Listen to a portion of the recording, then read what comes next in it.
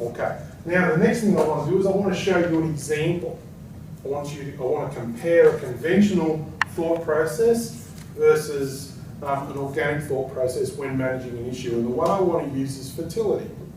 I want to use how plants obtain nutrient in a conventional agricultural production system versus when we run and get an organic production system. So you're going to get a bit of science, right? So I apologise for that if it's boring, but it's actually a really good story. So what happens in conventional agriculture is that when they want to fertilise a plant, and again, I apologise for my artwork because I'm not a good artist, but if you can imagine that is the root of a plant, okay? What happens is that around that root there are soil particles, and each one of those soil particles are negatively charged. So that means that they're what we call an anion in a soil science perspective. So like all good magnets, they attract positively charged elements like calcium and magnesium and potassium, and they're of course nutrients for the plant.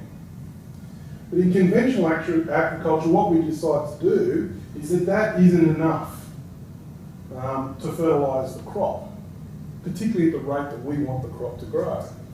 So around the root system of the plant is an area called the rhizosphere. And inside there, and not only inside there, but around all these spare areas, is what we call the soil solution. So even in the driest soils that you'll come across, there's always some moisture, okay? And in fact, there's quite a lot of moisture, even in very dry soils.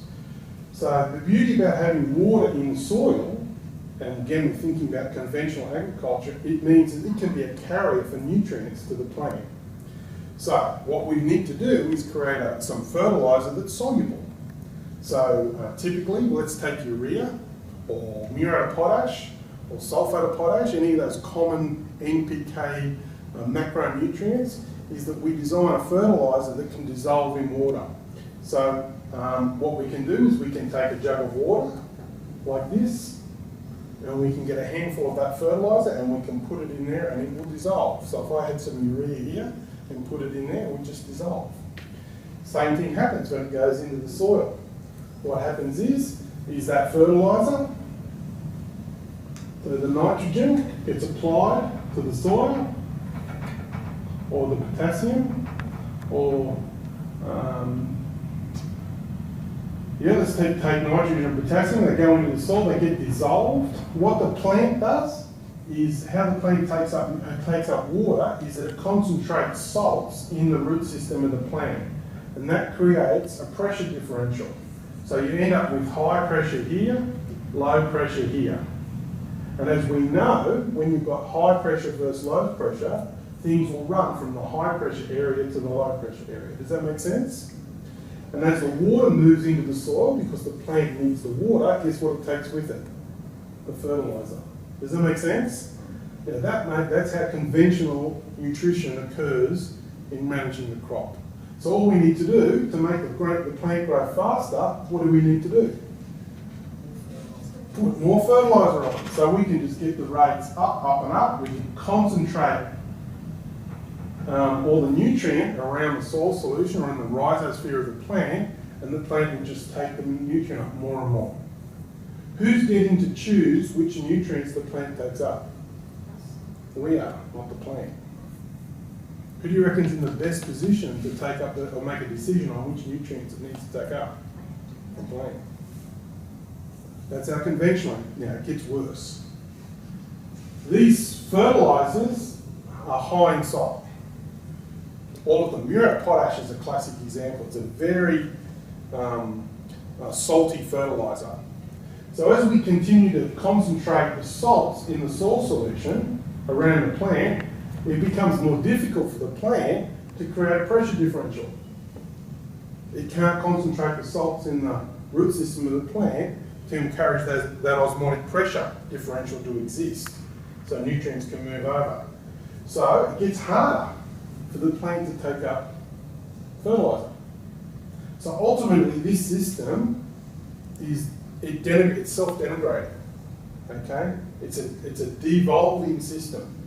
And so often in some parts of Australia right now we have very saline soils that are a result of over-fertilisation. And so nutrient can no longer be taken up. And when you see a plant that is suffering this, it looks dry. That's what it looks like. And it's not because it can't take up fertiliser, it's because it can't take up water. That's what happens. So that's conventional. Now, I don't want to degrade it because this system has been fantastic for mankind. Let's make no mistake that this has actually fed the world. So that's why I don't get too passionate about it, because if we stop doing this tomorrow, a lot of people would be in trouble. Okay? But like all education, it takes time for us to acquire the knowledge. So I just want to make that point. Now, how do we, when you move to an organic system, given that we're going to go from a linear thought process to a non-linear thought process, well, how does the natural system provide nutrient to the soil?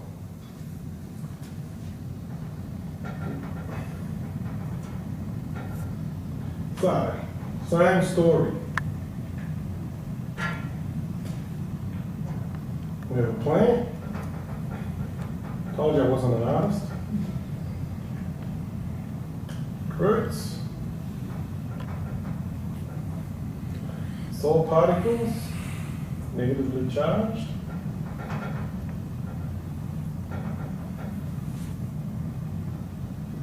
Exchange sites. Calcium, magnesium, some of them are triple charged, for the scientists who are watching this, I know that. Okay, so what happens is, in a natural system, is that the plant produces, or goes through a process called photosynthesis in the leaves of the plant, that produces sugar. That's what photosynthesis does, that's energy. Energy is based, that photosynthetic process is, as I said, produces carbon in the form of a sugar. What the plant does is it takes that carbon, or that sugar, and it takes it down through the root system and it expresses it into the soil as an exudate. It's a waste material that comes from photosynthetic processes. Now, carbon then is deposited in the soil. So we have seed sitting in the soil. Carbon gets into the soil in other ways as well. It comes through the plant dropping its leaves or dead material.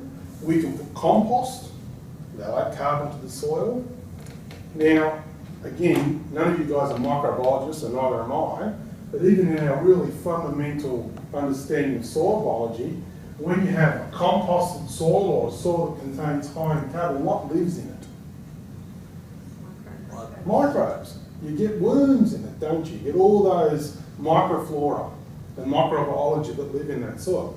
It's interesting. So the more carbon we can have in the soil, the more dynamic the soil is. So you have more biology living in the soil. What's interesting about that, and what's so important about that is, and everyone knows that having biology in the soil is good for the soil, but why is it good for the soil? It's good for the soil because as this biology consumes the carbon that it needs to live, as a byproduct of that process, it produces acids, extremely strong acids. And all the nutrients that are held in on these anions, all these nutrients, these fertilizers, these important nutrients that the plant needs, are held to those anions through a covalent bond. And that's an extremely strong bond. In fact, the higher the charge, like calcium and magnesium, sometimes a triple charge, is extremely tightly held to the soil particle. The only thing that can break that bond is an acid. And so what the biology does is produce this acid. The acid breaks the bond. Guess where the nutrient goes? Into the soil solution. And guess what the plant can then take up? The fertilizer.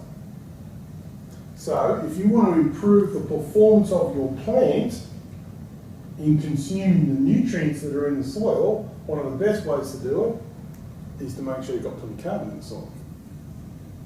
And make sure that you've got lots of biology active in the soil. The way I describe it, and Julie, you'll relate to this, and the guys from Central Coast relate to this, it's like a ruminant of an animal. The soil is exactly the same as the stomach of a cow. What it does is basically the biology in an animal makes the nutrients of the plants that it eats available to the animal. And so this is the stomach of the plant. Now, once you understand that process, it changes the way you think about the soil. So rather than being a medium through which you deliver nutrients to the plant, you actually start to look at this as being a dynamic environment. And if you want to improve soil fertility or plant fertility, you don't put more fertiliser on. You actually create a system that allows the fertiliser that's already there, the nutrients that are already there, be made available to the plant. Does that illustrate the point? That's the difference between linear thinking, cause and effect, and a holistic approach. And that's why organic production can work. Any questions? Yeah, I imagine if you just organic acid all over the place, it doesn't really help. No. But you know what? There are places where it does work. And I'll give you an example. If you were to irrigate with bore water, or if you were to irrigate with effluent water, those soils are extremely high, they're extremely hard waters, so they have high levels of carbonates and bicarbonates in them. Okay? You'll notice if you ever use effluent water or bore water, that often the calcium will fall out of solution in the pipe. So you'll get on the irrigation nozzle, will get blocked, or the calcium will sit in the bottom of the pipe. And that's because the soils are so hard that the calcium falls out of solution. The only way to reverse that is to actually put acid into the water. Right? So that often happens.